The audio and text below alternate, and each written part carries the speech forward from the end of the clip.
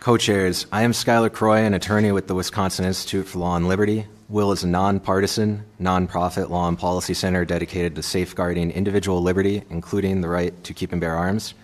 I am here on WILL's behalf to explain why this committee should suspend NR 20.05 sub 2.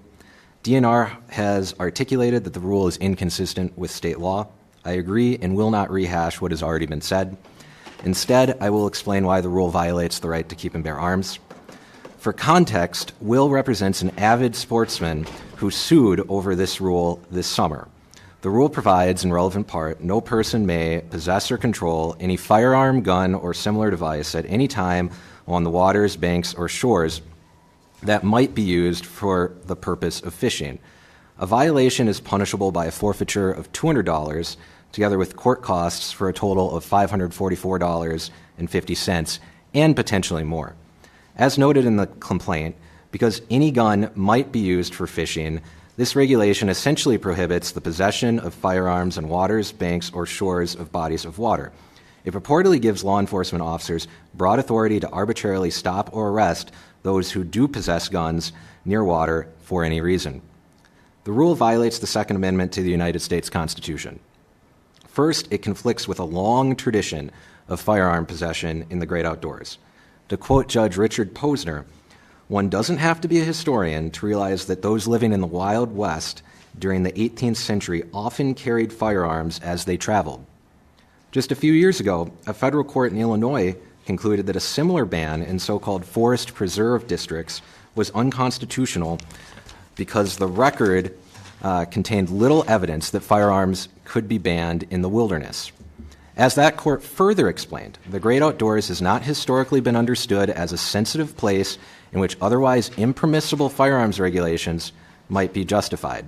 Second, the rule's breadth is shocking. It does not even exempt law-abiding citizens with a concealed carry permit, like our client, from its reach. Moreover, because approximately 15% of Wisconsin is covered by water, the rule applies to a wide swath of locations. The rule never should have been promulgated, and during our litigation, DNR agreed to repeal the rule as soon as practicable and without delay. The litigation was put on hold until January 1, 2025 to give the DNR a chance to repeal it. DNR has now conceded the rule is inconsistent with state law. We applaud the DNR for doing the right thing. We hope that this committee will too. Thank you for your time. And in addition to my written testimony, I would like to just briefly address Senator Larson's comment on why now and why this is such an important issue.